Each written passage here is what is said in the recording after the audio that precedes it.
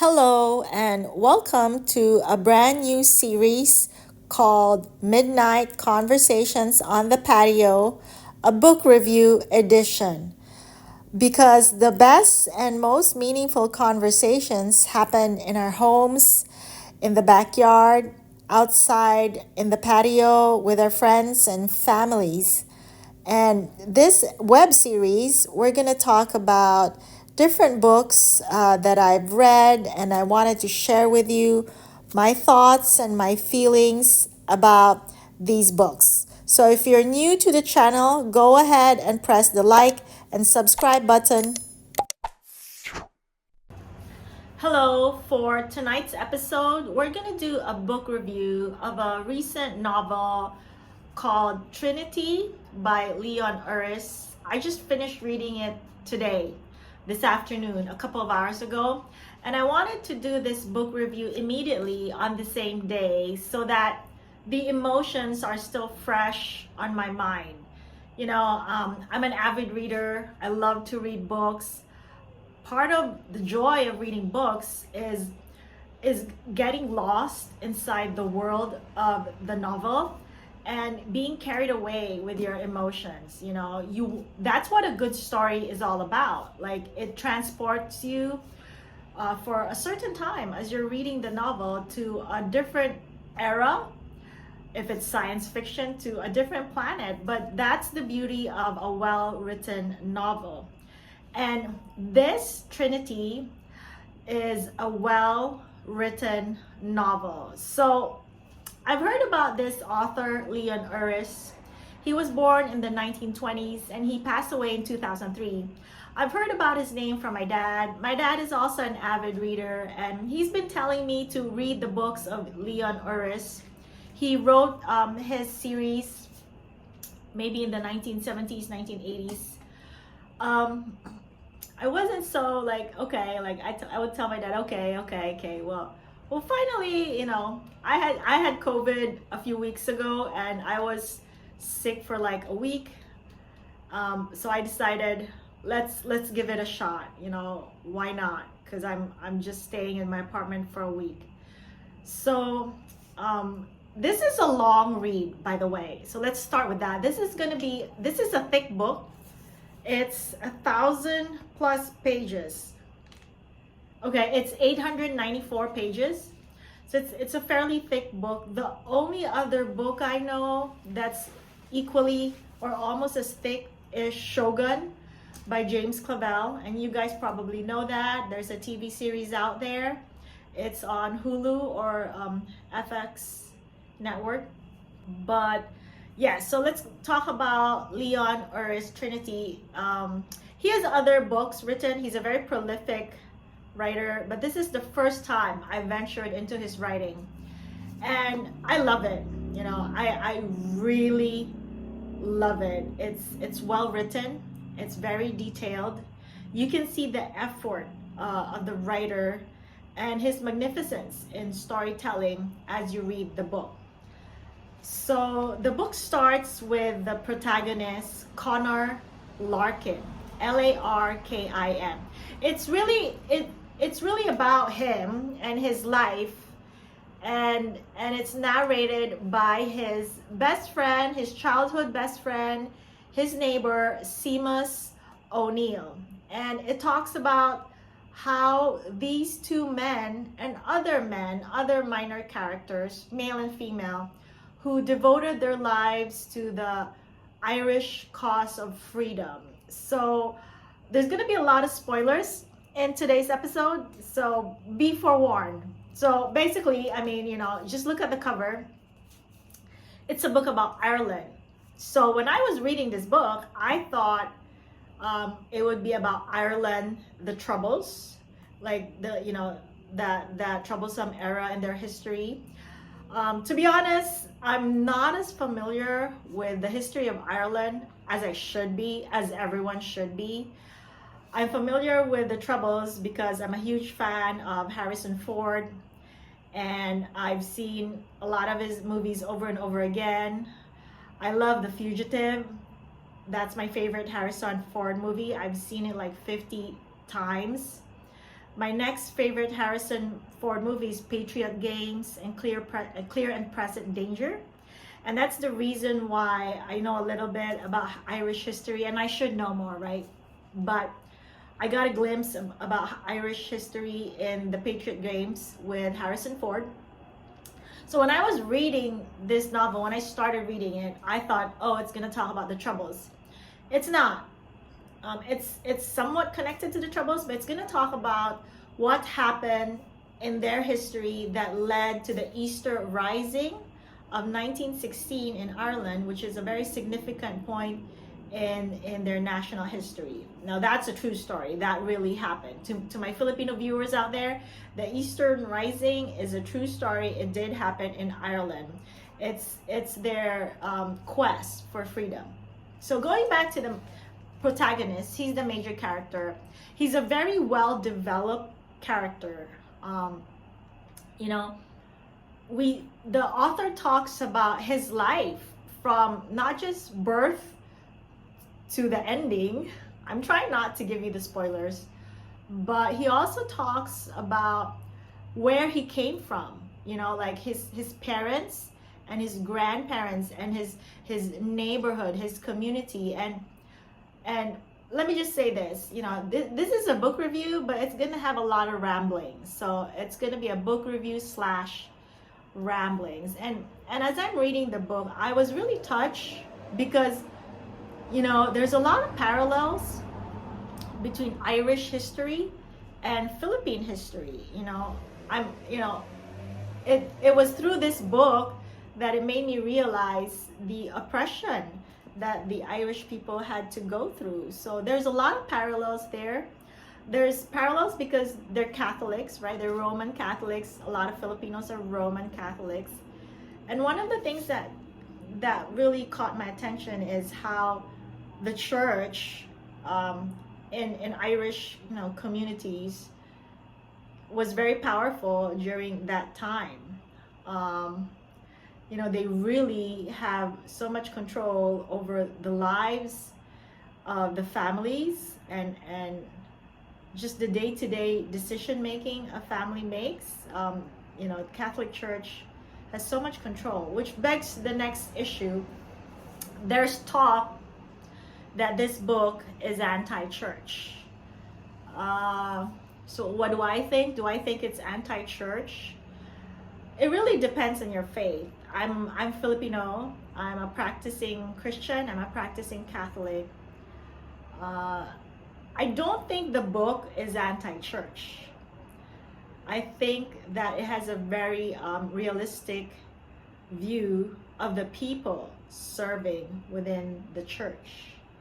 You know, all religions, you know, regardless if it's Christianity, Catholicism, all religions on earth are meant to provide us with faith, and I like to think I have faith and I have strong faith. So I don't think it's anti-church, depending on your faith. He does offer, it seems like he will offer strong opinions about clergymen who are abusive of their power. And one of the priests that was mentioned in the book is Father Lynch. He wasn't a good character. He was abusive of his position as a church leader in their small community. But he was also fair. You know, the author Leon Uris was also fair in portraying other clergymen who were more open-minded. So I thought it wasn't biased. So I don't think it's that much of an anti-church. The other thing is, another point, like I said, this is going to be a book review / rambling. The other point that came up was, that to me was a parallel with Philippine history is, you know,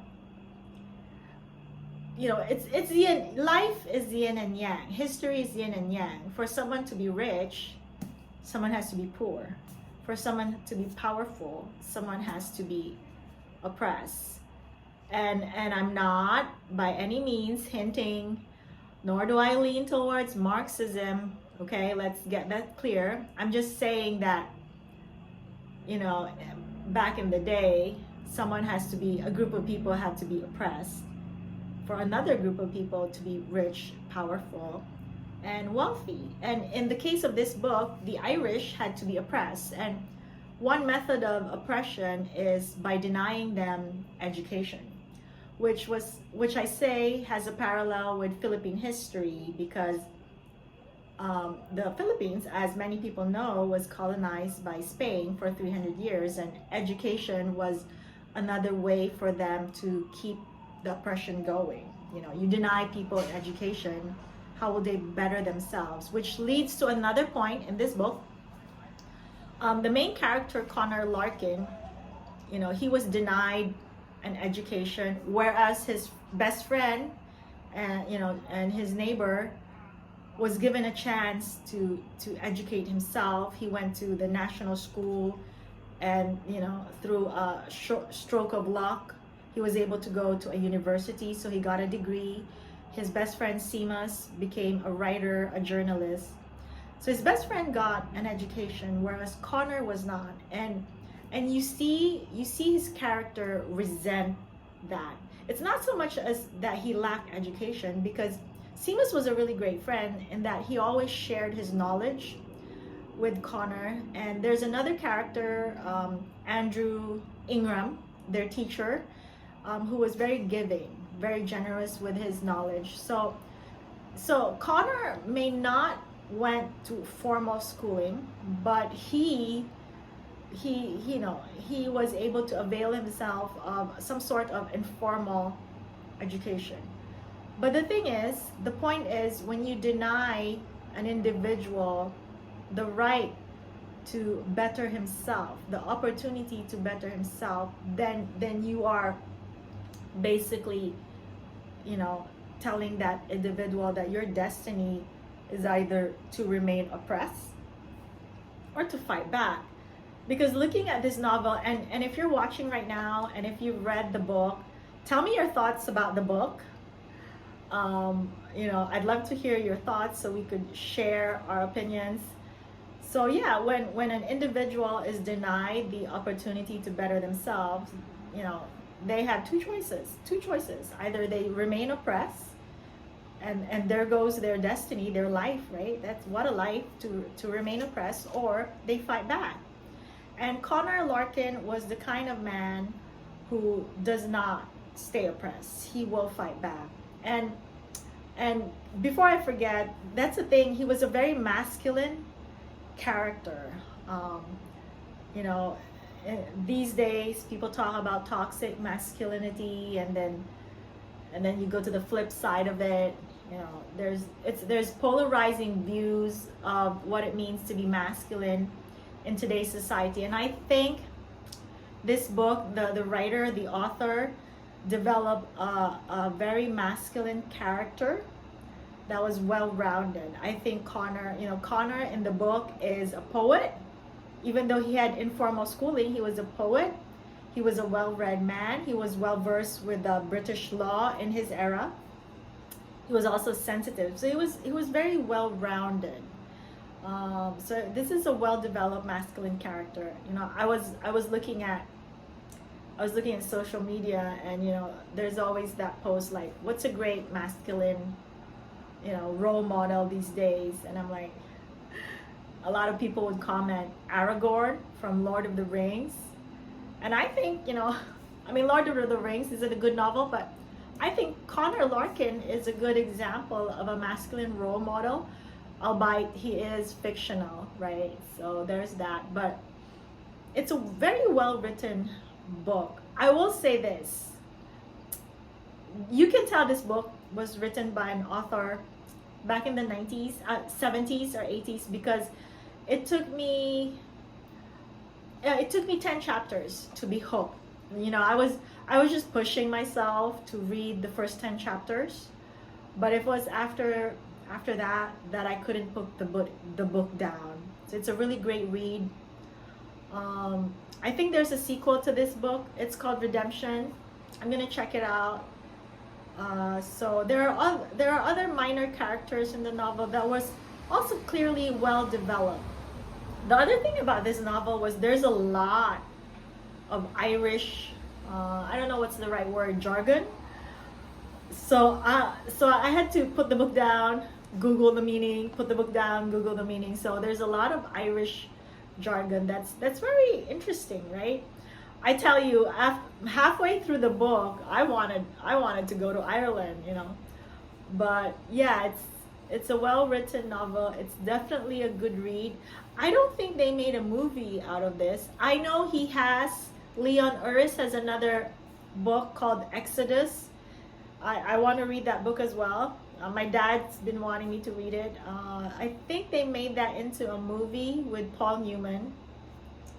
So I haven't seen the movie as well. So back to the book, Trinity. Yeah. You know, how do I rate this? You know, 1 to 10, 10 being very good. It's a 10. It's an 11, and I cannot talk about this enough. You know, you know when a book is well written, because I'm gonna admit, I started crying towards the end. I mean, you know, guy. Okay, spoiler alert. This is a drama.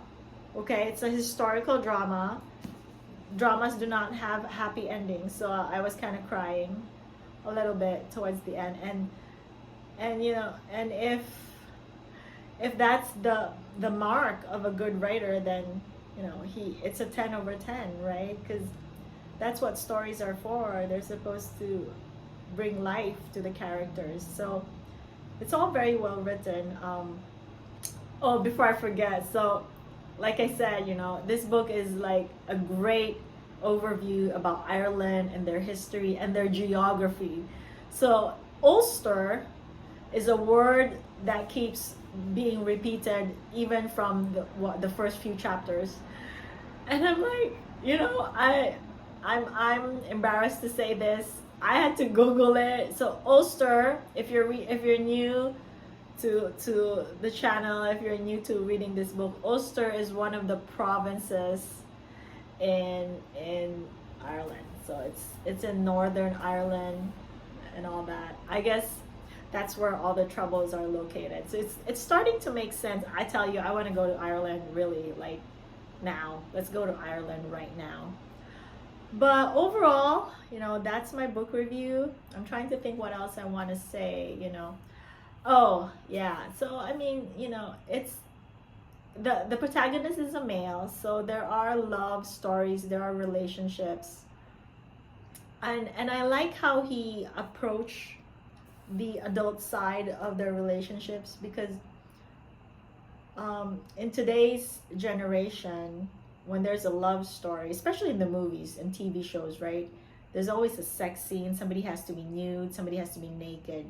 But the way he wrote intimacy, the way he approached intimacy and adult relationships in his book is very classy, you know? Like, not everything has to, you know, not everything has to be physical sex and all that. I'm not a prude, but I just like the way he approached. It's a different approach to his you know, the adult relationships of the male and female characters. I will say James Clavell also has a different approach, and you know, it's an interesting approach. That's what authors do. They say what they want to say, and I'm not saying one is good than the other, you know, but it's his writing technique is unique and authentic, and you can't call this a classic because it was, I guess you can't call it a classic because it was published in the 70s or 80s, but you know, this kind of novel will stand the test of time. So you know, if you have time, if you're on a vacation, if you're waiting in the airport for a flight, you know, try to read Trinity by Leon Uris. It's worth it. Well, let's see. Yeah, I think that's it for today. This is my episode, my first book review. Really more of a book rambling, but I wanted to capture the freshness of reading a good book, you know. And maybe I'll do an episode of books that I hate, but you don't want to see me talk about that. So that's it for tonight's episode. If you enjoyed tonight's book review, go ahead and press on the like and subscribe button so you can always get the latest notifications. Other than that, have a good evening.